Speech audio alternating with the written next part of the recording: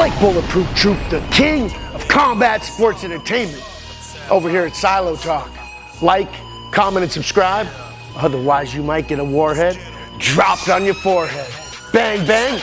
Wow! Lights out! Eye of a tiger, strength of a giant. I can see envy. Ollie's right hand to defend me. I'm obviously the man. The crowd's cheering in the stands. Throwing a fist up for my fans. Only the life is who I am. Battling demons in the brink of a consciousness. These carnivores causing chaos, apocalypse. You working for these operatives, transforming like optimists, killing off the competence.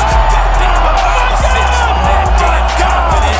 Come and get this blood for blood. Put a hole up in your skull. Put me in the cage. Damn right, I'll act like an animal. Push the rage to the side. Focus like a telescope. Enter the octagon with me, boy. There ain't no real hope. I'm serving up this medicine injection. You won't take a dose. One shot with this right hook. Lights out. Bang, bang. Better call a medic over quick. I think he comatose. I'm one set for the best. I'm gonna take that place. One hook from a knockout for the guard your face. I'm one man, one heart, one chance to rip you apart. Oh yeah.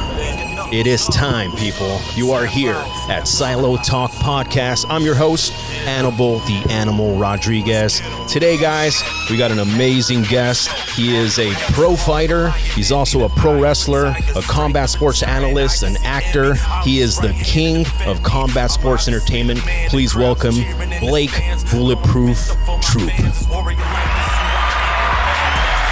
Yeah, welcome, brother. My man, it is good to be here. You forgot one thing on there. A man known for dropping warheads on people's foreheads, and it is good to be here at Silo Talk, my man. Hell yeah, brother. It's my pleasure. Thank you so much for flying in all the way from Florida, coming down here to the show. So, I just met you probably like a few weeks ago at a Lights Out event. And when I first walked in, I had my camera and I was seeing the commentators. I saw you. I was like, who is that cat? You had like your sleeves cut off, you had like a vest on with the sleeves cut off. So I knew you were an entertainer, a character. And I tell people this all the time. I am a collector of interesting stories and interesting individuals. And what I do is I want to find out why. Why does that person do that? What is behind, this character? So when I find someone that I feel is interesting, the first thing I do is I reach out to them, and that's what I want to do. I want to find out why it is that you are who you are, Blake. So welcome to the show, brother. Awesome. I hope you're ready for a fun ride through my journey. Yeah, brother. And that's the concept of our show. We go through our heroes, the guest hero's journey, which is a literary storyline of the hero. And what I tell people every day is you are the hero of your life. And your job is to redeem yourself of any wrongdoings and find the path that is going to lead to success and to true fulfillment, not happiness. Fulfillment, because I wouldn't want to be happy 24/7, and in order to accomplish anything big in your life, you have to overcome some hardship. And that is not happy. It's difficult. It's tough. It's a death, And I say this all the time. The hero must die. You must die either spiritually, emotionally. You must consume yourself and become this character. You must become bulletproof. Yeah, absolutely. I've had some of the highest highs in my life during my career, and honestly, probably the lowest of the lows. It's a journey all the way around. Let me just start from the beginning. And so, like I said, a professional fighter, professional wrestler, analyst, and a variety of other things in the combat sports world. Born in 1987. I grew up a huge pro wrestling fan. Same here, brother. I was born in 88, so we're pretty much the same freaking age. So a very similar era of professional wrestling where wrestling was different then. It was a lot more believed as real. I believed it as a kid that it was real. Yeah. And I felt like it portrayed, I don't know. So anyway, I'm not even going to get into my thoughts on old school wrestling versus new school wrestling. Hey, man, I love them both, but I know what you're saying. It was seen as though it was real until, the Attitude Era came in and Vince McMahon kind of showed the world that it was not real. Then now it became sports entertainment. Right. Before it wasn't sports entertainment. People thought it was an actual sport and they were fighting for a belt, and it was like, that's what it was. They didn't understand, yes, they're fucking wrestling. Yes, they're beating the shit out of each other. And yes, we know who's going to win at the end of the fucking night. Right. So that entire process is actually a big moment in my transformation. But so I grew up a huge pro wrestling fan, similar as you. Yeah. And like, I wanted to grow up and be the WCW or WWF world champion. That was like my dream, was to be a world champion professional Same wrestler. me, brother. I had the little fucking plastic belts in my house. Me and my brother would slam fucking chairs over each other's heads. We loved that shit. So did wrestling moves on my brothers or with my brothers, or watched it almost every night, flicking back and forth during the Monday Night Wars. Yeah. So grew up really wanting to be a professional wrestler. And in the late 90s, like you said, it came out that wrestling was not a legitimate combat sports competition. Yeah. Which at the time broke like a 12-year-old Blake Troop's heart. Yeah. And so definitely made me pull back a little bit from professional wrestling. And in the late 90s is when UFC kind of really started getting a little bit more traction. And so UFC stole my heart. Do you remember the first time you saw the UFC? So yeah, I watched it at one of my buddies' house. We watched Hoist Gracie end up choking out Ken Shamrock? Ken Shamrock. And you already knew him from wrestling at that time? Not yet. So I hadn't known about him in wrestling yet. But that was my first introduction to UFC or mixed martial arts, which stole my heart. Now I wanted to be a professional fighter and so forth. Yeah. Because you're a pro fighter. You actually beat the shit out of people, and you're a pro wrestler as well. So that's an interesting thing, because I'll tell you a quick story as well. Growing up for me, it was fighting and pro wrestling. That's all we were into. So me and my brother would like go under the couches, get quarters and pennies, go into the laundry room and find all the quarters in my dad's pants and stuff, go like in the bed. We would go, sell cans and shit to make enough money to go to the local video store, and we would rent movies, and we would rent, me personally, every single time I went, I would go and watch the old WrestleManias. So I've seen every single one from like the first one, and then I would rent like old boxing matches from like way back in the day. And I remember the first time I saw the UFC was after it already had came out. It must have been a few years after, because I already knew that Ken Shamrock from wrestling. I didn't know he was actually like a fighter, and I remember I was like, oh shit, Ultimate Fighting. And I went and I get it, and we go home. And I see him there. I was like, oh, that's Ken Shamrock, and that was my first experience into like that whole world, the mixed martial arts world. And I got super sucked into that right after that. But I was already a huge wrestling fan. So we have a very common upbringing, and passion. Absolutely. And so like those are my two big things growing up that I watched a ton of. And for those of you who don't know, back in the day, before we had everything streaming on the internet, we had to go to a place called like Blockbuster and rent a VHS. We just couldn't. We didn't even have stream, Google. bro. I remember when Google came out. There was no internet when I was a kid. I remember the first time dial-up came up. It was like, you couldn't even call your friends and stuff because the internet was on. Can you get off the internet? I'm trying to call your aunt. For real. But yeah, so that was my early introduction, and it stole my heart. And so in 2001, maybe 2000. Yeah. At a job that I had, a close family friend of mine worked there, and he asked me if I would be interested in doing kickboxing with him. He's trying to lose some weight. He's like, you want to do some kickboxing with me? Yeah. So I went and did kickboxing with him just to go and have fun doing it, and ended up going to a legitimate place. First of all, loving it, enjoying the combat sports. Where was this? This was called South Bay JKD in Hermosa Beach. Oh, shoot. Hell yeah. This is in, like I said, early 2000s, maybe 2001 or 2000. Yeah. So you're like a teenager at this time? Yeah, I was probably like 12 years old, freshman in high school. Yeah. Had never done any fighting. I was very athletic growing up, played a bunch of sports and stuff. You're big as hell, bro. So I can Thank say you. you're probably a little beast athlete as a kid. Actually, we used to be really skinny. I grew into everything. Like, oh, really? I used to look like a Q-tip, bro. I grew into my head. The head's always been giant. You had to grow the body to match the head? For real. But so started training in 2000, and back then there was not a jiu-jitsu school ever. Now you can walk down almost every block. Back then it wasn't like that, and we just happened to go to a school that was legitimate people there, like a handful of Higa Machado lineage people like Chris Howder, Willie. Man, what's Willie's last name? I know a guy named Ellis as well. I can't remember people's last names. Fighting's killed my memory. I can't remember a whole lot these days. A little CTE from too much brain trauma. Yeah, good times. I think I've had a couple of concussions myself, so we'll see what happens in the end, bro. Keep letting people punch you in the head, you'll forget everything like I do. Just block. But so I happened to go to a legitimate training spot and really enjoyed it, and then started doing, they had like a no-gi class. Yeah. Started doing some of that, and I loved that because I had an older brother. I was an older brother. I enjoyed playing rough and being physical. And so it stole my heart. Started training then, fell in love with combat sports. Continued to train through high school. Took a little time off when I went to college. Yeah. Realized I wasn't ready for college, Yeah, once you were in it.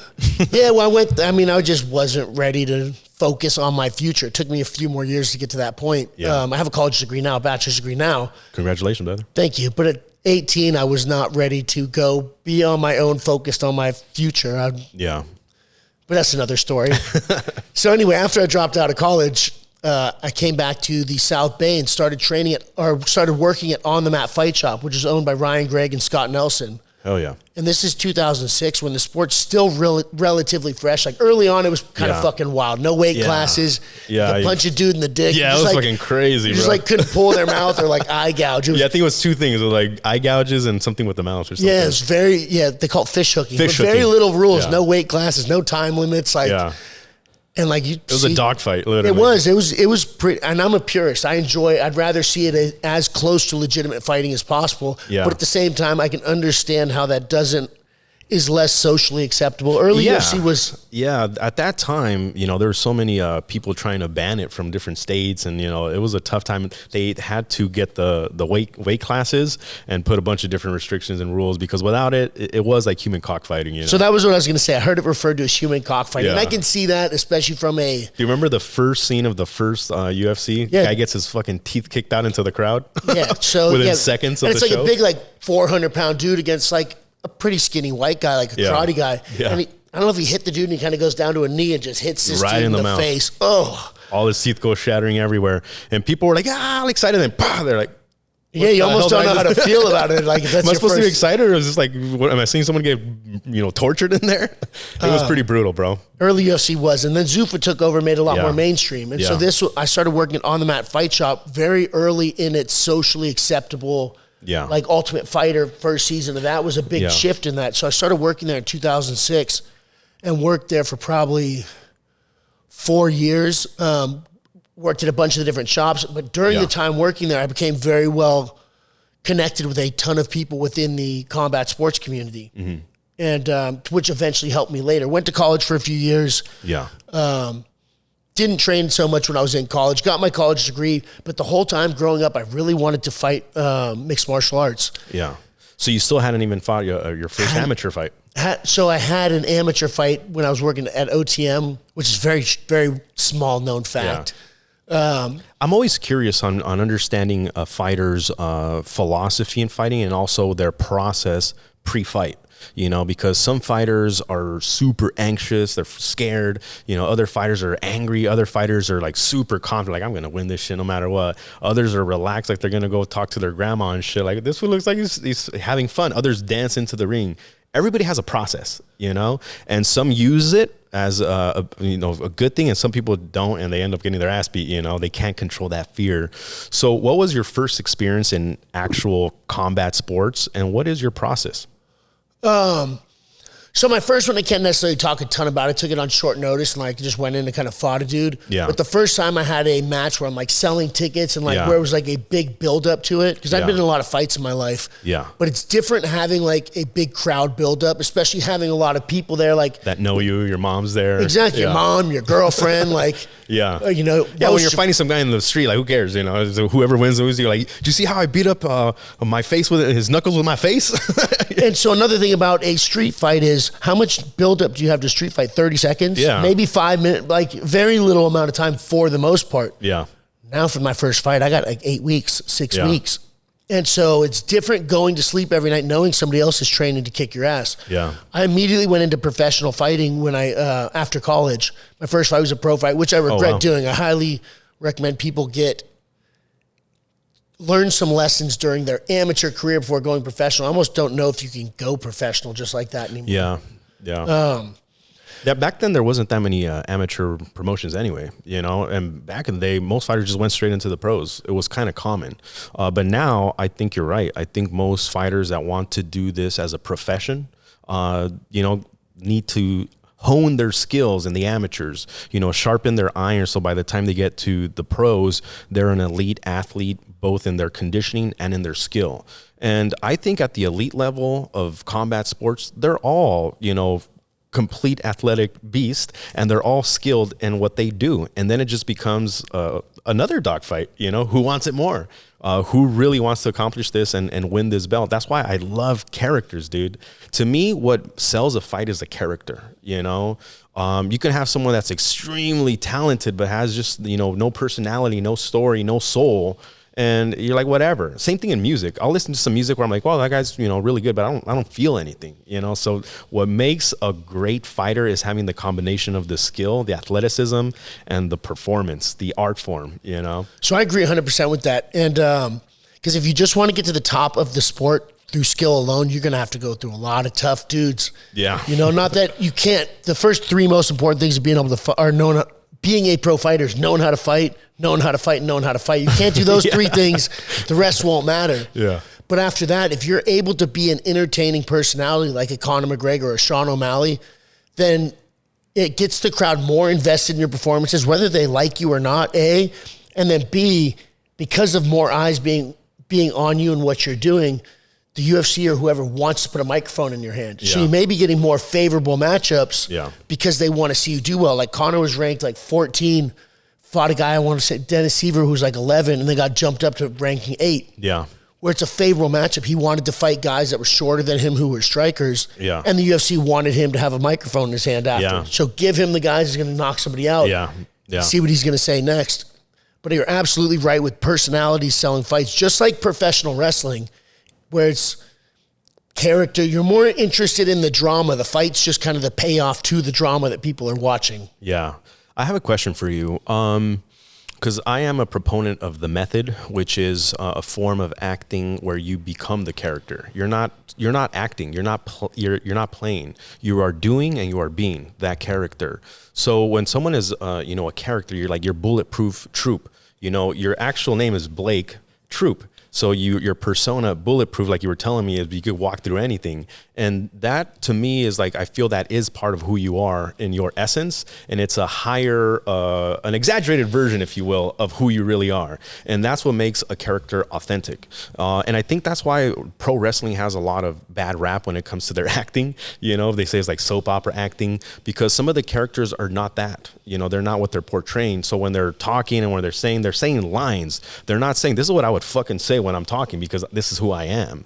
But when you're actually performing the character that you are, then to the world, it's like, it's the art. It's beautiful. You know, that's why actors get paid so much, because they could become whoever that character is. So I agree 100%. When it's somebody who is trying to portray something, it doesn't have the same genuine emotional connection with the audience. Yeah. It can even come across cringy at times. Yeah. You know, for example, Kobe Covington. Yeah. Where like it almost comes across cringy, and like it's because I don't necessarily believe it entirely, and like given I think he's trying to come across a little cringy too, but he's doing it on purpose almost. But that, you know, if you can't have that genuine feeling and connection, absolutely, where I think it takes away, just like you were saying with the music. So luckily for me, with my professional wrestling character, gimmick as we call it, Bulletproof Troop, and it's just me, volume on high. Yeah, you know. Which makes it much easier. Where I always say hashtag, it isn't a gimmick, you know? Yeah.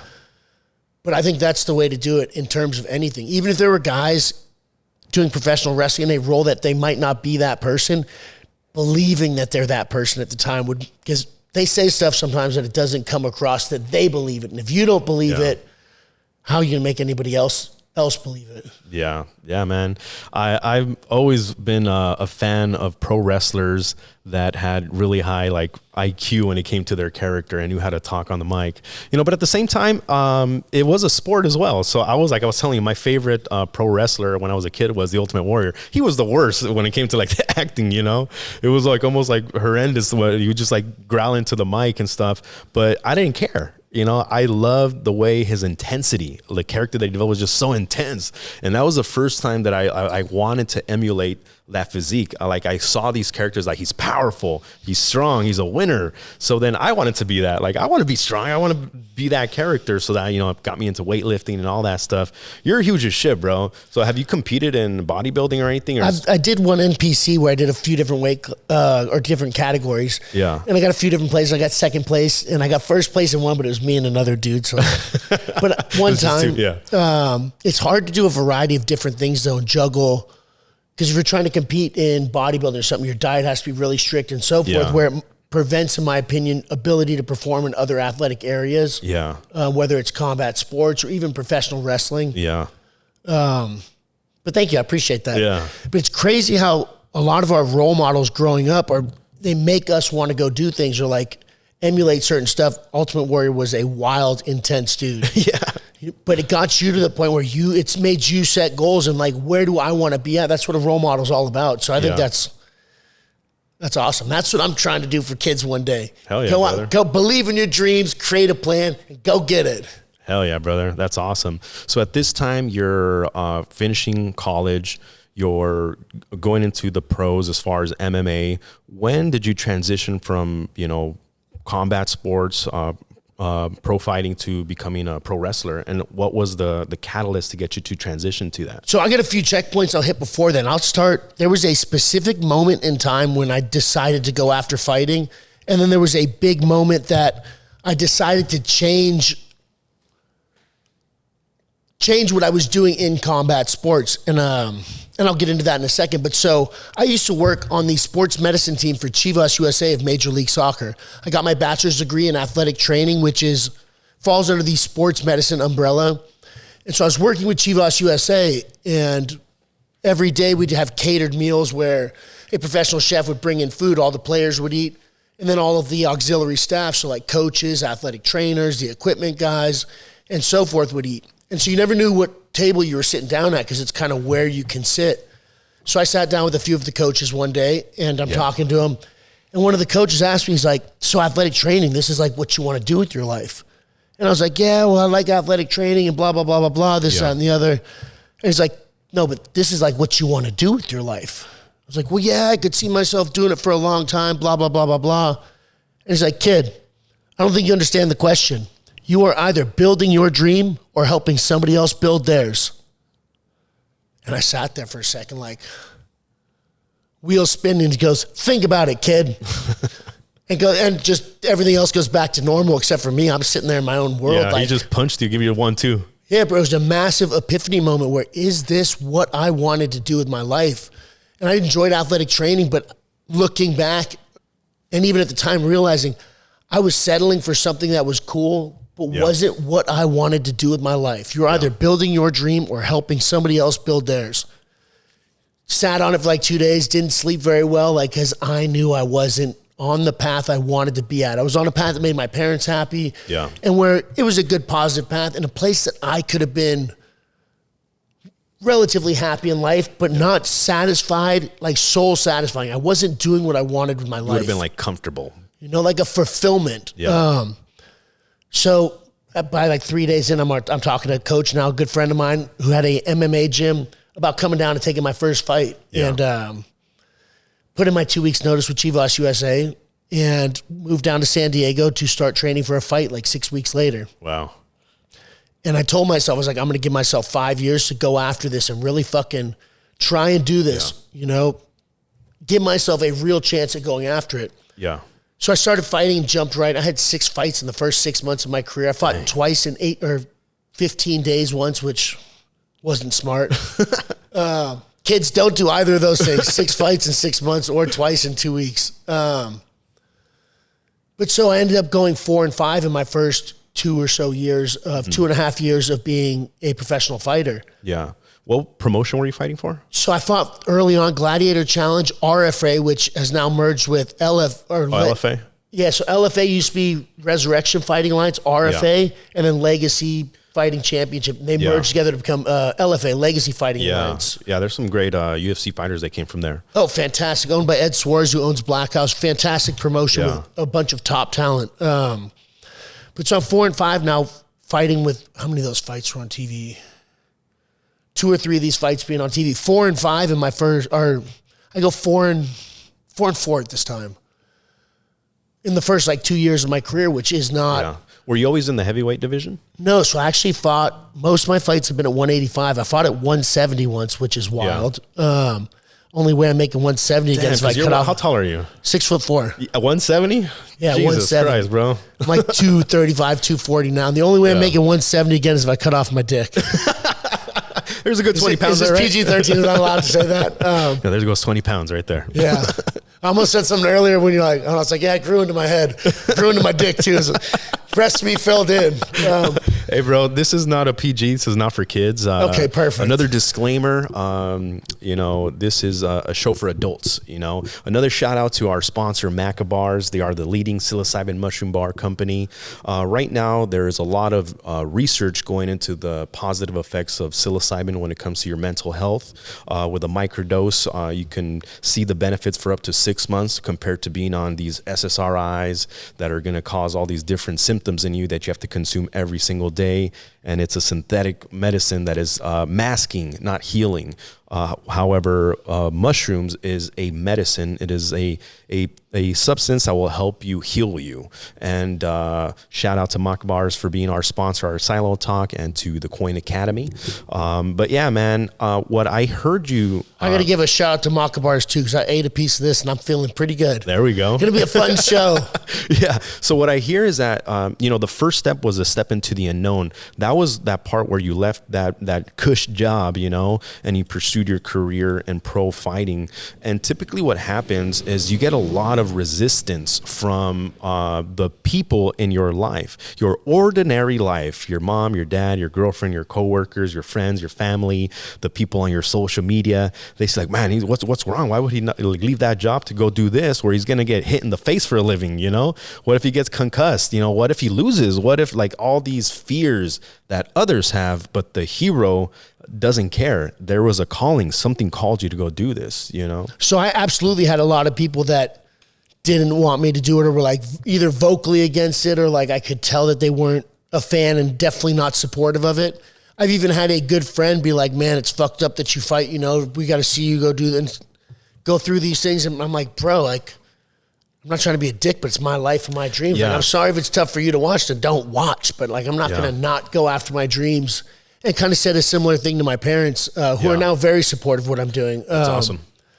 But you definitely will run into a lot of people and that have good intentions behind what they're trying to say, which makes it harder to like not be responsive of. But at the same time, with something like that, you got to go for what you want in life. And I did that for myself.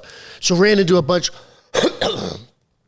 during the first 6, that bar's got me feeling good. During the first 2 years, I went 4-4 in my career, which isn't great. And had some big opportunities, lost several times on TV. And I was almost like, I was 4-5 at that time. Yeah, 4-5 because I've lost one since then. Do I really want to continue fighting? Because it's not exactly what I thought it was going to be. I thought I was going to come in, I was super well connected, so I got some of the big opportunities. I thought I was going to be a star within a few years. Yeah. And so 4-5 now, and I was like, do I want to keep fighting? Like, is this, I'm only 2 years out of practice as an athletic trainer. I'm certified. I can still go back to that any longer. And now I'm kind of closing that door, like reducing the likelihood that I'll get. It's the fork on the road. You can either take this one, which is going to U-turn back, or this road, you're going to continue down the path, but it's scary. This one is bright. This one is dark. You don't see it anymore. And I get to where you're at because when you start off on your journey, you have so much hope. I call it a motivated fool. You don't know that you don't know. You don't know what's going to happen. You don't know what you're going to face. You don't know you're going to get that loss that's going to make you feel like shit. You don't know you're going to go through that divorce. You don't know your best friend's going to die. You don't know you're going to be addicted to alcohol. You don't know whatever the fuck the obstacle that you have to overcome along that journey is scary to most people. But the hero says, it's still calling me. I have to go this way. Or it'll say, it's calling me this way now. I have to go do this. The coward is the one that does not hear the call and goes back home. The next step in the hero's journey is usually this part where it's the fork in the road. So this is the fork in the road for me. So I'm 4-5, 2 years in, and I'm like, is this really what I want to keep doing? Like, I haven't accomplished what I thought I could accomplish. Yeah. And I also wasn't enough of what I wanted out of things. Like, I wasn't satisfied with leaving yet, potentially. Yeah. But at the same time, maybe I'm not going to be able to get a job using my degree later on if I continue down this path. Yeah. And so I knew that if I continued doing the same stuff, I'd have the same results. So I decided to change everything within my brand. And I started my brand, a Bulletproof Troop. Oh, yeah. tried to add a lot more entertainment value to everything I was doing. Started coming up with my catchphrases. Hell yeah. Wearing the big grenade chain and doing a bunch of things to stand out. To market yourself. And add entertainment value to combat sports. So I created Bulletproof Troop LLC in, I want to say January, February of 2016. Yeah. So 8 years of doing this, and early on there was Conor McGregor out there, Chael Sonnen, but Tito Ortiz is another guy, but very few personalities within the sports. And I leaned in heavy and basically created a professional wrestling personality. In combat sports. In combat sports, that's exactly. Crazy.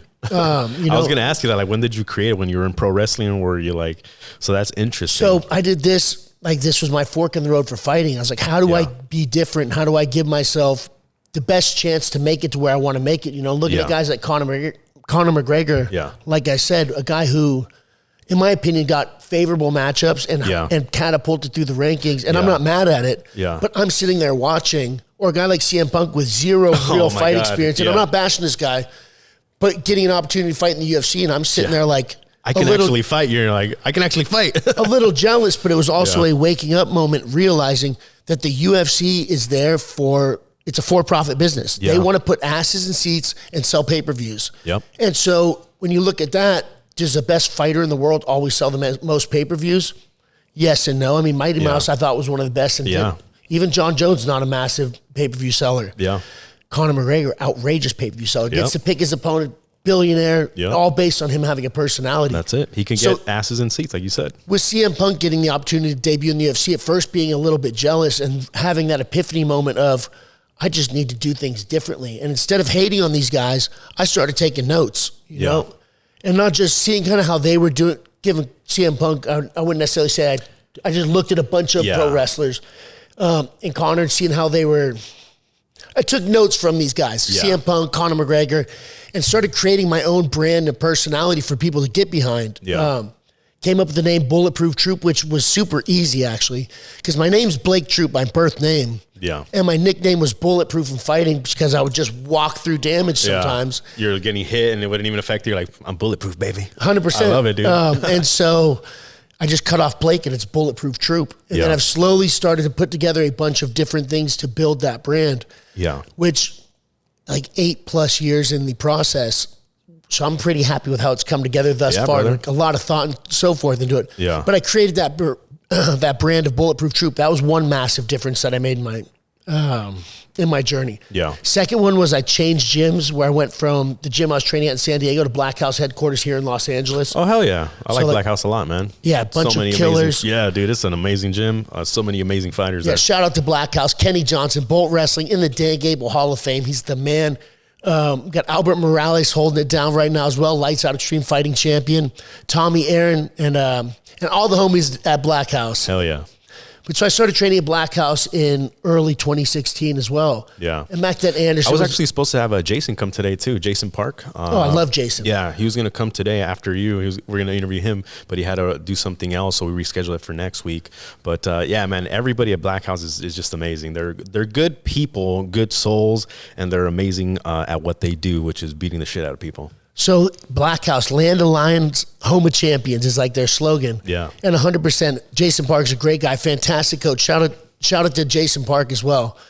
Really been helping Albert Morales' striking.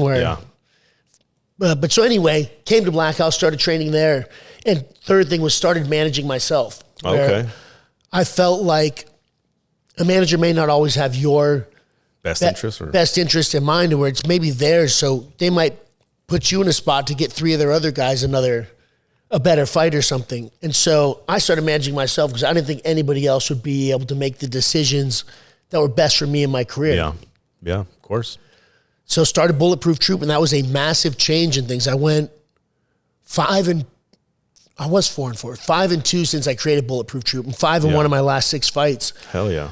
And I got, in my opinion, bigger moments because of the entertainment value that I added. So, like, for example, my last fight was Lights Out Extreme Fighting 4 against Andre Vasilenko for the 205-pound belt. And I lost that fight decision. And it was my first fight for Lights Out. So I challenged for the belt, lost that, and then I was supposed to fight. I moved up a weight class. Was going to fight the heavyweight champion next. And so being able to go title shot to title shot, like, I think that having my brand played a massive part in that. Oh, definitely, bro. Big ticket seller and pushing the brand. I have a ton of people there wearing the Bulletproof Troop shirts. Yeah. You're a commentator for Lights Out as well, right? Correct. Which I'll get to that too. But so created this entire brand that it took me. And so my last fight was 2019 and then was supposed to be 2020, very beginning of COVID.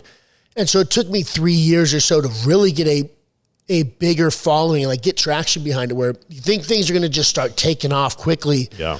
But man, it takes a lot more effort and a lot more consistency than people realize. But so by 2020, it picked up pretty big. And then COVID hit. My biggest fight of my career was supposed to be March 13th, 2020, main event on the Fox Sports Network for Lights Out Extreme Fighting's heavyweight title. We're on Fox at that point in time. That's sick. And I woke up, if you're good with dates, March 13th, 2020. March 12th, the world started shutting down. So I woke up the day of weigh-ins to find out the biggest fight of my career was canceled. And we're here in Los Angeles, which is was one of the worst spots to be shut down, not just in California, but Los Angeles. This is where it was spreading like crazy and shit. And they were shutting everything down. Exactly. Everything was shut down. So 3 weeks to flatten the curve, all right, 1 month goes by, 2 months go by, and not sure when things are going to open up. So I started I already planned on getting into professional wrestling, but started trying to develop myself for pro wrestling. So when that shift happens, I'd already put in some work in that area because I couldn't just sit around and not do anything. Yeah. So I started doing online stuff, and I ended up doing a 1 hour Zoom call with a coach named Chris Silvio, a guy out in Tampa who's like a friend of a friend. So pro wrestling? Pro wrestling. Okay. Started doing a 1 hour Zoom call, and time started adding up with COVID, where it's, March, the world shuts down. 4th of July, we couldn't do anything. August, we couldn't do anything. Everything was shut. And so I've done now 3 or 4 months of online courses with this guy. And by 5 or 6 months in, I'm like, dude, I'm just going to fucking move to Florida because California's still shut down. I moved to Florida December of 2020. So that was the reason you moved out there? That's why I live in Florida. And he could have been in Kentucky or wherever he was. Yeah, I moved for him. I didn't move. And I landed in a place that I love, and thank God it's warm. We were talking about the snow, living in the snow earlier. Thank God it's warm. It's 70 degrees right now in Florida. Man. Sounds nice. But so I moved to Tampa, Florida with during COVID. Yeah. And so I want to say it was probably mid 2021 when things started opening back up. But by this time, I'm fully focused on pro wrestling. I made the shift in my, another fork in the road, my next step, where I wanted to become UFC champion, but at the same time, I'd accepted that window had probably passed, and I was putting in my best effort to get there. I would have liked to have become Lights Out Extreme Fighting champion, but the world had other plans for me, or life had other plans. And then I was also on to the next journey of I wanted to be, like I said, a world champion in professional wrestling, whether it's WWF, WCW, NWA, but a world champion pro wrestler. And I was on that path now, and I felt like it would deter me or take me back from my ability to get there, where I'm not getting the UFC champion. Why go back? Yeah. And so Lights Out Extreme Fighting wanted to bring me on as a commentator because of the entertainment value, and I'd also done a good amount of commentary already. Yeah. And so I came back and started doing fight commentary for Lights Out Extreme Fighting. Yeah. I want to say we were on the Fubo Sports Network then. So I've done about 10 broadcasts for them now. Wow. On live TV, which is really cool. Now, is this when you got into acting, or had you been doing acting prior to this? So I'd kind of been doing where I've been to stunt driving school, and I've done a handful of smaller independent things all before I got into pro wrestling. Yeah. But I'm really trying to pursue that pretty soon or later, start trying to ease into that. I'm only 2.5 years into pro wrestling, so I want to focus the majority of myself into that for the next 3 to 4 and then start easing into acting. But who knows, maybe that might happen sooner. Yeah. If something calls, sometimes you have to answer, Exactly. And so I'm trying to become a better entertainer, better working with the camera and talking to crowds and audiences and so forth. Yeah. Connecting, like we were saying earlier. Yeah. I feel that in today's age is very different than, even 10 years ago, 20 years ago, completely different, where an entertainer could be just the one thing, that's what you are. You just sing, or that's what you are. You just act, or you're just a fighter. But nowadays, a true entertainer could really encompass anything. If you want to get into acting, you can. If you want to get into fighting, you can. Whatever passion calls you, we have the means in today's age to do it. Like you said before, there wasn't any jiu-jitsu gyms. You had to go to one specific place that was at a certain place. Same thing for you. You had to move to Florida. But nowadays with with everything we have, technology and all the different coaching programs there are, people can literally learn how to do something on YouTube. Like you can. I've got a camera. I didn't know what the hell to do with a camera like 2 years ago. Now I'm a professional videographer, photographer, film producer. It's like, it's possible. Whatever the hell your goals are, you can accomplish them if it's really what you want to do. And if you're willing to face the dragon, which is the next part of the hero's journey, is overcoming some fucking hardship. Because most people, when they get to that fork in the road and that dark road, there's going to be a dragon, there's going to be a troll, there's going to be some kind of crazy shit you're going to have to overcome. And if you don't have the guts and the balls to go past that, then you're not going to accomplish anything. So I see what you have done, because when I first saw you, you were already commentating, and I could tell you were an athlete. And now that I hear your life story, it all makes sense. You are the hero to your life, and you're doing the process. So the journey is the most important part.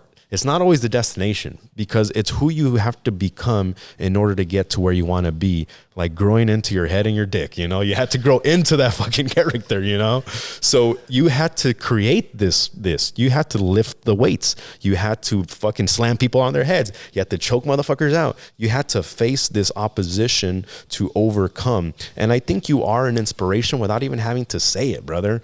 Like when a person walks into a room and they're physically in shape, I don't care who it is, a woman, a man, a child, they will look up to that person like, wow, he has discipline.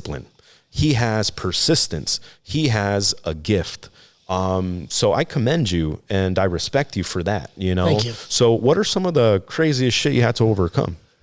So, there's a bunch of different dragons or trolls or so forth that you could say, but being a crossover athlete coming from combat sports into professional wrestling, particularly because the reason I moved to Florida with this coach was I felt like I found the right person to help me bring my brand of Blake Bulletproof Troop into professional wrestling. I didn't want to be Blake Bulletproof Troop, a guy who used to fight, who now does pro wrestling. I wanted to be Blake Bulletproof Troop in both of these and try and even blend as much of this together as possible, whether it's in the presentation, my moveset as well for professional wrestling, blending my entire brand into a single entity that was able to be used in a variety of different markets, acting being another future one. And so I created Bulletproof Troop. I lost my thought. It's the edibles, brother. Bro, those Maca bars. So this is the show. So what happens is when I see my guest get affected by the psilocybin, just for the audience that's watching, there is what's called a microdose of psilocybin. Psilocybin is the compound within magic mushrooms that gives you both the medicinal effects and the psychedelic effects. So a microdose would be like, 0.1 gram, 0.2, somewhere in that range. Anything above that, you're going to start to have the psychedelic effects where you might see certain things, you might be a little bit more affected. And you definitely took a little bit more than a medicinal amount. So you're trying to see it. So we call this down the rabbit hole. So in order to really transform your life, you have to kind of go through a death of yourself. So for example, the person that you were before had to die in order for you to become who you are today, to become bulletproof. I got one of those. So this actually leads into the story. So I've ran into this. Okay, I know exactly where it was. So where I brought my brand of Bulletproof Troop from combat sports to pro wrestling. I needed that. That put me back on my story. Let's do it. So brought my brand from and so forth. So I come into professional wrestling and I'm trying to cross over instead of coming from here in combat sports and starting over. I'm trying to bring my brand and sidestep over. I'm not a big enough name like a Ronda Rousey or like a Ken Shamrock to make the step all the way up to the UFC WWE. But where I tried to bring that brand over and I'm on television fairly regularly, fairly relevant in combat sports. Right. And so where I wanted to bring that brand there so that I was bringing myself in something that other people couldn't bring to the table, because that's how you make yourself a valuable asset. Or an irreplaceable asset, bringing something else to the table. So by having that, I've had a handful of people where I've beaten people that I'm like 15 months in and they're like 10 years in that aren't so happy that they got to put over some new guy who hasn't paid his dues and so forth because of other things that I've done outside of the professional wrestling business. You've paid your dues, by the way, just in a different way. Right. But people in different industries don't always don't see it understand that that. way. Like you've worked Yeah. in entertainment a lot. So like, you know, the people that are doing the weights for the lighting people and blah, blah, blah. Like Yeah. where there's almost like we move up. We've been working really hard for these spots and like Yeah. they don't open up regularly and just for some motherfucker. Somebody just come in and take over. I call it quantum leaping because I went through a very similar transition in the entertainment industry, in the film industry, where now I'm executive producing my first featured film, which is a giant fucking thing. Hell yeah. And, you know, most people, they want to do like little things and then little things and build up to it. So it takes them years. And the reason why I couldn't do that is because I have a sense of urgency, brother. I want to accomplish this shit now. So what I do is I figure out how to get to my goal quicker. And the way you get to your goal quicker is through a mentor, a magician, someone that has keys to the answers that you're looking for. So the wise wizard has been through this journey so many times that they know where all the secret doors are, and they are the bearers of the keys. So they'll go and they'll say, come here, come here. They open a door, say, walk through here, and they're going to get you there faster. So that's the person that's signing you, saying, we're going to put you over, because they see that you have something in you to help you get to your goal. So huge shout out to my mentors out there, because without them, I wouldn't be where I'm at today. And, you know, all the investors and the people that are behind my movement is what's going to make the dream a reality. And my brand, my business, my entity is Dreams to Reality. It's Dreams to Reality Media, Dreams to Reality Podcast, Dreams to Reality Production, Dreams to Reality Network, because my goal is to help people turn their dream into a reality. And the first step is finding out, what is that dream? What do you want to do? And then going on to that journey, you know, go on that fucking journey. You're going to overcome some shit. You're going to face a lot of hardship. But if this is really your destiny, then you're going to do what you have to take. You know, you have to do what you must. 100%. You know what the difference between a dreamer and an achiever is? What is that, A brother? plan. That's it. That's it. Figure out, and just like you want to get somewhere in life, just like when you get in your car, plug that bad boy into your maps. It's going to tell you the best way to get there. You might make some adjustments along the way by things that happen. Like, Yeah. And so 100% figure out your destination and create a strategic plan to get there so your energy is efficiently and effectively spent, because you only got so much energy, time, focus, That's it. concentration. That's it. We're going to die soon, man. I have a sense of urgency, bro, about everything I do, because I'm like, come on, let's do this. I want to accomplish it before I'm gone. So for real. And so that mentality has also probably hurt me a little in pro wrestling, because I'm like, Brett, come on, let's Yeah. Are do you beating big- the shit out of people too hard or what? No, I want to do a bunch of big things faster than Yeah. things are lining up for. So like, got you. I've learned to kind of chill back, where it's like a patient aggression almost, you know, Yeah. like, Yeah. but so I've had some fantastic mentors. That's one of the big shifts in my, when I changed, I went to Black House, and my head coach now, Rage, who's still my head coach, had a massive impact on my striking, and not just my striking ability, but my entire understanding and like the way I play the game of combat sports, because you're essentially playing a game of chess, but it's just different pieces on the board, and kind of how to understand how to have things be in your advantage. Like, for example, what a dominant angle is. You hear people screaming during a fight, angle, angle. But what does that mean? Like, and being able to, if you know what that means, then you can understand what, and so a deeper understanding of Like the combat. craft, like the actual craft. Yeah, there's skills, athletic skills, and then there's practical craft skills that you must learn. Like my dad, he installs carpet for a living. He's been doing it for like 40 years. And a craftsman knows all these little tricks to make your job easier. You know, so I'll see my dad like fucking holding like a giant 200, 300 pound roll of carpet on his back. I work out in the gym all the time. You know, I could lift 400 pounds. I could lift 300 pounds. I could do that. But when it's like some weird floppy thing, I'm like, what the like this old man is doing it? It's the years and years of the technique and the skill and the craftsmanship. You know, they're like it's an art. You know, so I get what you're saying. 1,000%. So Rage was my striking coach who had that massive change in my career. And then Chris Silvio is my wrestling coach that was like my next Gandalf. And I've had a bunch of these type of people in my life. Does he have a big white beard? He does not, but he's got a big black one. Oh, okay. Chris Hell Silvio, yeah. ESQ of the NWA. It's my guy. Oh yeah. But so he was the person who brought me into the NWA, and I moved to Florida to train because I felt like he had the understanding of what I was trying to bring, because I wasn't just trying to be a pro wrestler. Yeah. And after doing an hour Zoom call every week for 6 months, let me see, 5 hours a month, like 80 hours of talking to this dude. I felt like he had a good understanding of what I was trying to bring to the table. Moved to Florida to train with Chris. And so I don't remember what the question was, but I do remember the story that I wanted to tell in terms of running in. So one of the problems that I ran into is because of who I am, big buff, MMA fighter. Yeah. People occasionally want to test me, whether it's in like regular life or whatever. Really? You'd be surprised how often. I would not want to test you. You'd be surprised how often it happens. Yeah. But so I'm working for a professional wrestling company called Control Your Narrative, which is owned by Braun Strowman, Adam Scherr, and EC3. And so at the show, I'm death. I come in and I just slaughter everybody. Yeah. Nobody even like knocked me down when I worked for the show. So I'm presented as this big monster. Yeah, so, like the Brock Lesnar type of character just came in and just mauled everybody. Exactly. Gotcha. And so at the after party for one of our shows, this is June 11th at Tin Roof in Orlando. I don't remember what year it was. 2 years ago? A year and a half ago? So like 2021? 2022, actually, because I debuted end of 2020. So 2022, I hadn't even been wrestling a year at this point in time. And I'm getting big opportunities where guys aren't stoked that they got to come in and I just slaughter people. Yeah, like I've been doing this shit forever. You coming in just beating the shit out of me? 100%, you know. I can see that. But so now we are at an after party for the show in the same venue. I could come out, slaughter some people. After parties in the same venue with fans. And so we have our like VIP table. Yeah. And a bunch of fans, also like a live band, and then a bunch of regular people as well. Yeah.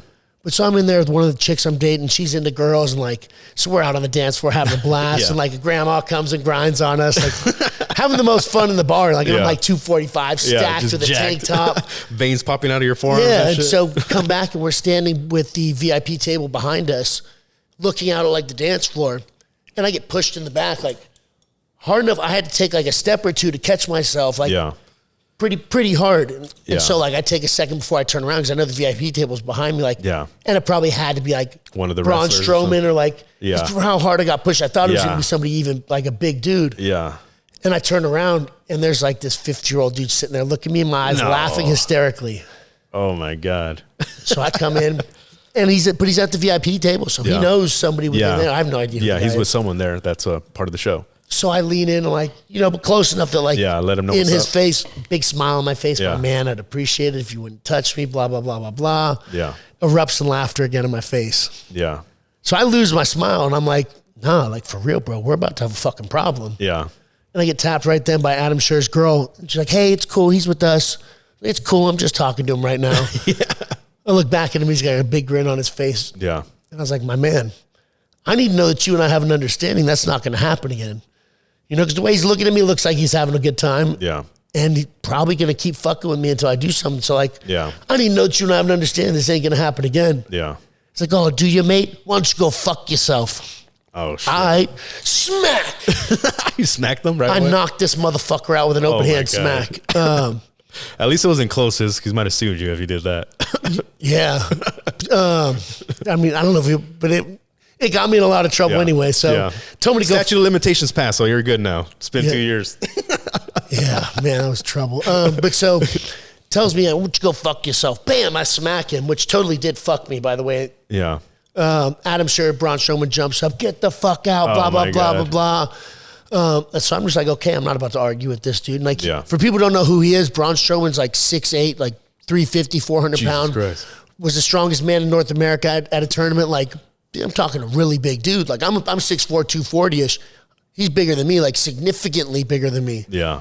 So I walk over and I'm at the bar trying to get the bartender's attention. She's like walking by. I'm like kind of being that guy at the bar. Yeah. And then Adam comes up and starts yelling at me again. Yeah. Blah, blah, blah, blah, blah. Like, you're done with CYN, blah, blah, blah. And like you can see the bar, everyone like right by us, like slide out of the way. Like two gigantic dudes. And I'm like sitting here like, all right, okay. Yeah. All right, like. Yeah. Taking it. Yeah, and she's like, are you two? Bartender finally comes over and gives me the fucking attention I needed. Yeah. You two okay? Like, yeah, let me just close my tab. Yeah, let me get out of here. Hold on. Yeah, comes and grabs it. Yeah, bitch, I was trying to wave you down the whole time. Now I got this fool yelling at me. Yeah, for real. And like the whole bar like slid down like. Yeah, dude, I would move away from that. You know, it was going to pop off. But so I end up leaving it. I end up getting kicked out of CYN for that. Who was that guy? So turns out the guy who pushed me and was fucking with me is a guy named Martin Stone. Danny Burch was who he wrestled with. He's an NXT tag team champion. And apparently you're not supposed to hit anybody who is a WWE champion. Apparently that's like a big no-no. Hey, well, he shouldn't have pushed you, bro. That's what I thought. And so I think it doesn't matter what you've done in this life. What matters is respect, respect, whether you're a young guy or an old guy, whether you've done nothing, you haven't done, if you've done something you haven't, like you have to respect people. I agree 100%. And so he had that coming. So this is a mental health podcast. So I'll talk a little bit about why I'm so happy I stood up for myself. I've been bullied. I had an older brother that really bullied me. And then outside of there where I'd been bullied in my life and not known how to stand up for myself. And it was, combat sports was very empowering for me because I learned how to physically stand up for myself when then you feel better standing up for yourself in whatever types of situations. Yeah. But so this dude was basically trying to haze me, bully me. And I stood up to the fucking bully, I probably shouldn't have hit the guy yet. Yeah. I probably should have let it sit there, set the boundary. If it got crossed again, but so put me in a really tough spot, lost my job with CYN, and then put a reputation because I just knocked some dude out at the fucking bar. Over, depending on what story you hear, fucking nothing, So your reputation was tainted in your eyes. As a fucking hothead. And I've definitely had an anger problem in my life, particularly with fighting people. Yeah. I fought people. That's how I learned I was good at fighting. Yeah, I'm going to touch on that a little bit because I feel the same way you do, and I've had the same issue, but mine ended a little bit worse than that. I almost killed a guy in a bar. I beat the living shit out of this dude. At the time I was married, it was due to my ex-wife. I won't go into detail with this shit, but I broke over 20 bones in the dude's face. I broke his orbital wall in 3 spots, shattered his jaw, his nose was turned to dust, cracked his skull a little bit. If I would have hit him a few more times, he would have died. Felt fucking good at the time. At the time, it did and it didn't because I was in such a... It was... what led to that point was a long time coming, right? So I was almost out of my body in the amount of rage that I had. I remember just hitting him and screaming, fuck you, fuck, every time I was hitting him, and I wasn't really in control. And when I came to, I stood up what the hell? It was just a puddle of blood. And what people don't understand is when you fight someone in the streets like that, it's not like the movies. It's not like, oh, you hit someone in a bar fight, you got a purple eye. No, you can hit someone one time, they can fall and crack their head and die. And then you killed someone and then you just destroyed your life. You're going to go to prison for your whole life. So I caught a felony with great bodily injury. They almost charged me with attempted murder and mayhem. And I was looking at 10 years in prison, brother. I was looking at losing everything that I built up. It caused my divorce. It caused me to get into $100,000 in debt, slipped into a severe depression, severe anxiety, panic disorder. And it led to me almost killing myself, But in that pain, in that suffering, in that moment is where I found the answers to everything. I found the elixir. So I had to redeem all the fucked up shit I'd done all my life, including that. I was that guy's karmic debt because he deserved an ass beating, but he probably didn't deserve the ass beating I gave him. I might have hit him 2 or 3 more times than he deserved, I think I hit him for a few other people. So then I had to pay for that financially, emotionally, spiritually, in every way, shape, and form. I had to pay for what I did, and I did. I redeemed myself. Luckily, God was on my side, and I hired the best attorney I could get. Guys, if you're in any trouble, just shut the fuck up and get an attorney. And I was able to just pay the dude restitution to fix his face. It was $20,000 that I had to pay him, and I got my felony dropped to misdemeanor, informal probation. So it was essentially a slap on the wrist as far as criminally. So if you look at my criminal records, it's clean as shit, But as far as my life, emotionally, psychologically, spiritually, it was the catalyst to make me change everything. It was your life is in complete shit. What are you going to do? Let's fix it. So I connect with a lot of what you're saying, bro. So this was a moment like that. I didn't go through necessarily as much of that, but afterwards, where I did a handful of things to try and change that, because the only way I'm going to get a hold of my anger is if I do some internal looking. I went through an anger management course, which was actually really good for me. With it, in terms of noticing triggers are coming up, because I'm very self-aware anyway, but allowing yourself to stay in that position.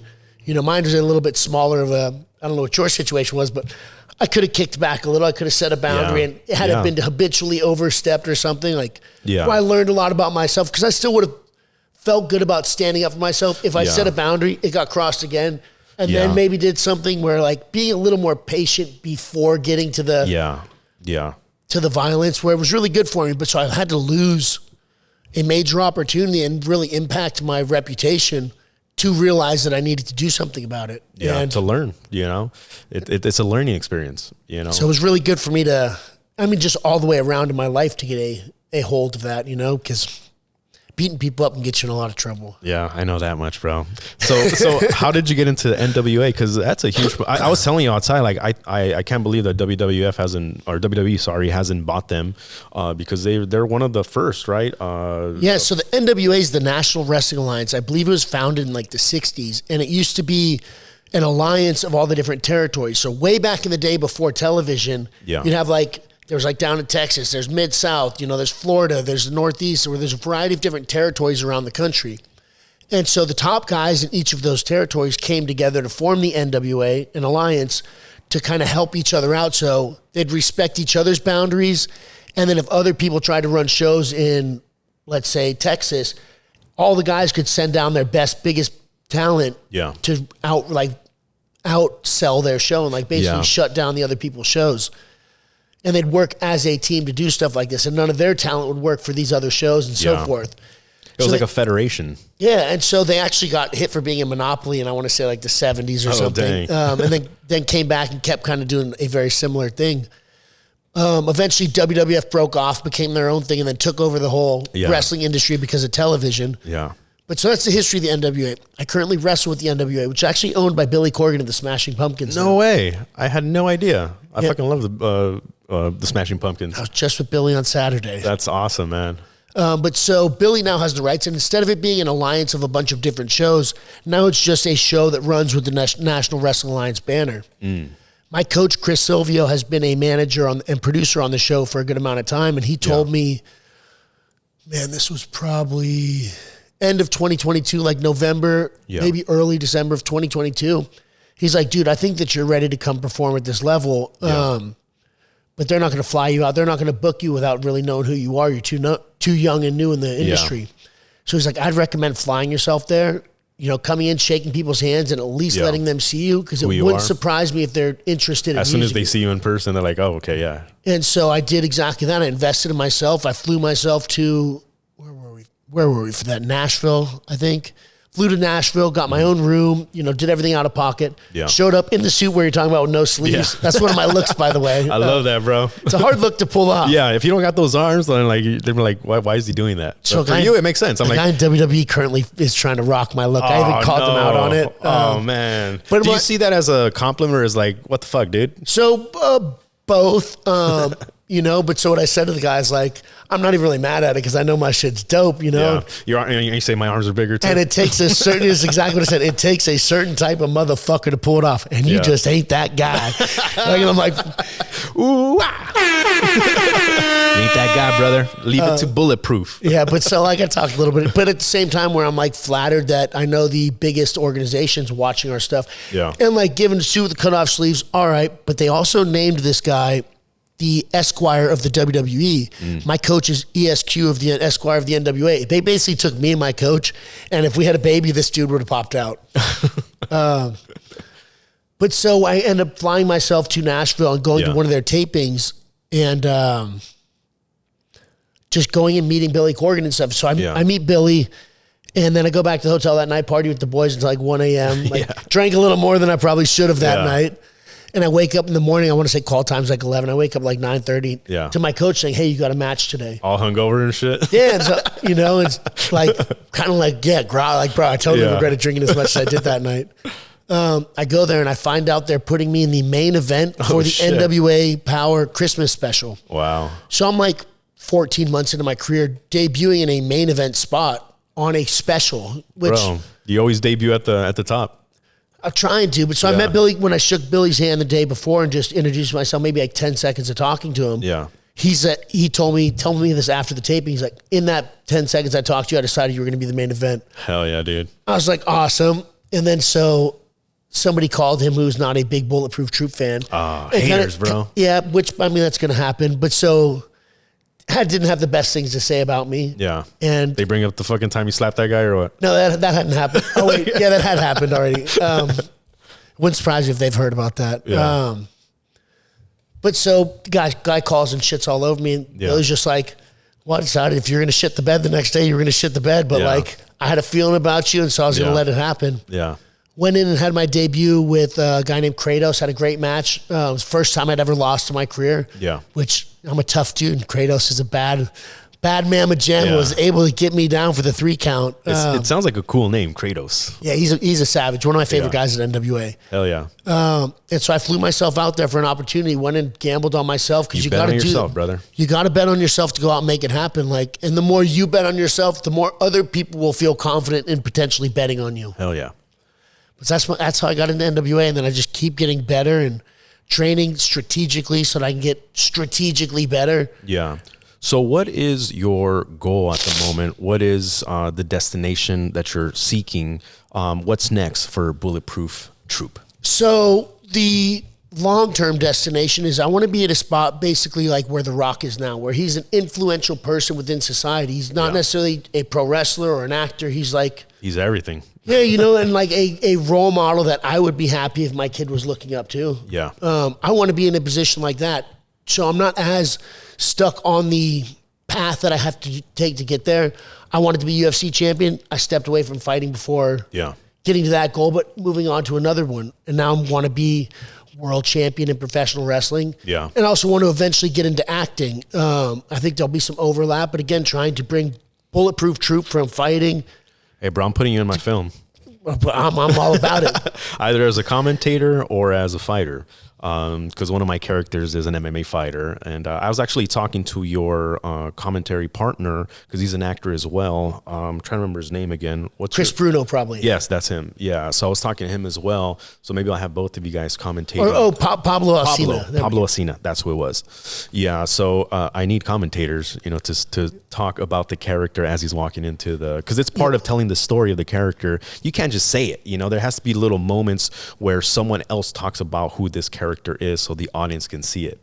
So that's why the commentator is so important, not only for my film and scene, but in general. I give a lot of respect to sports commentators, because you make the show, you elevate it to a whole nother level. If you were to just walk in and hear nothing and just see people fighting, that's great. But if you don't know who these fighters are, then it would mean nothing to you. It would just be like, these are just 2 people that are fighting. But the main thing in any type of business is growing a movement, growing an audience. And the way you do that, 1 is through characters and 2 is through commentary. You have to tell a story. So that's your job. You get to see the fucking fights and then talk about these fighters and then tell their stories. So that's awesome, brother. Yeah, Pablo Alcina and I worked together at Lights Out Extreme Fighting. Done about 5 broadcasts. Fantastic partner to work with. I've learned a lot from him. He's one of my Gandalfs who have been really putting me on game with commentary and making sure I get certain stuff in, or really enjoy working next to Pablo. Shout out to Pablo Alcina. Shout out, brother. But yeah, so commentary, I really enjoy it. I don't even remember where I was talking about. I get lost. Yeah, we're talking about your goals. What is next for Bulletproof? Okay, so eventually Hollywood, where I'm trying to become a better entertainer and able to connect with audiences, doing professional wrestling, and also checking off my personal life goals in the process. Yeah. But the eventual long-term goal is, like I said, getting to somewhere where The Rock is now, where an influential person within society. And one of the big messages I try and push is believe in your dreams. They come true if you can believe in them. Yeah. Figure out what they are, create a plan, and passionately put your everything into that plan. And it's a little more complicated than that. Yeah. But it's not really that much it's definitely figure it out, create a plan, and fucking do it. That's it, brother. And just being able to convey my story and what, because I could have gone and done this other job and stuff, with athletic training. Right now, you'd still be in that job.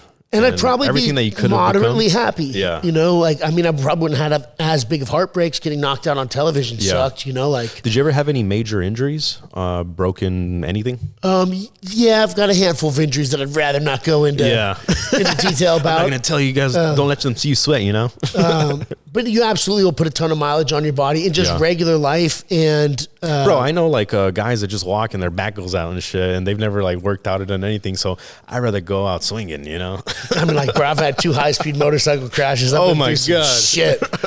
It took me almost having a third to realize that no more motorcycles for me. Jesus Christ. Haven't ridden a bike since though. So you were knocked off?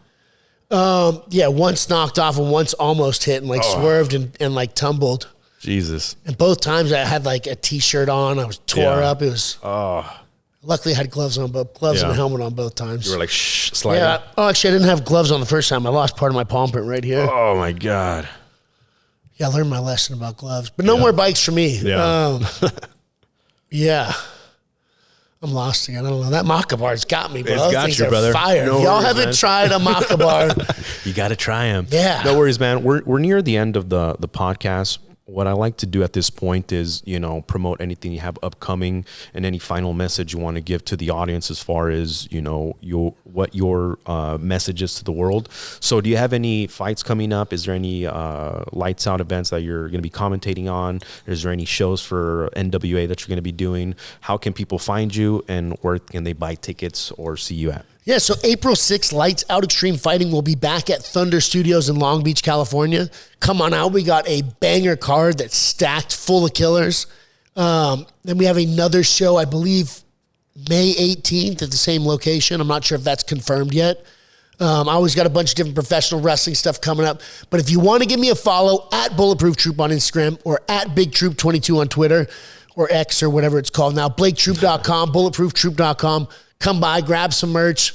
Appreciate y'all for tuning in. Shout out to Black House. Shout out to Death Proof Dojo. Shout out to National Wrestling Alliance. Shout out to Lights Out Extreme Fighting. Hell yeah, brother. So is there any final message you want to give to the audience? Yeah. Figure out what you want in life.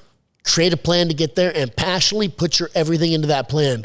It's going to be a rough road. Sometimes it's not going to be as candy and gumdrops as you think it's going to be, but you're going to have to go through some stuff. But the heartbreaks end up being worth the soul satisfying happiness that you get. Living life and existing are two very different things. Go out there and live the life that you want to live. Whatever that life is, nobody can tell you what's right or wrong. You know where you want to be at. You are either building your dream or helping somebody else build theirs. So go for it. Hell yeah, brother. Beautiful way to end it. Thank you again for coming on the show. Guys, make sure to subscribe to the Silo Talk Podcast YouTube channel. Make sure to subscribe to the Instagram page. Follow my boy Blake, Bulletproof Troop, and we'll see you guys next time. One shot, one hook, lights out, adios. One shot, one hook, lights out, adios. One shot, one hook, lights out, adios. One shot, one hook, lights out, adios. Choke out clutch with these skills you can't touch. I'm on a whole nother high without smoking from the Dutch. You feeling this adrenaline rush? I'm coming to crush anybody that's within my touch. Cause I'm not giving a fuck.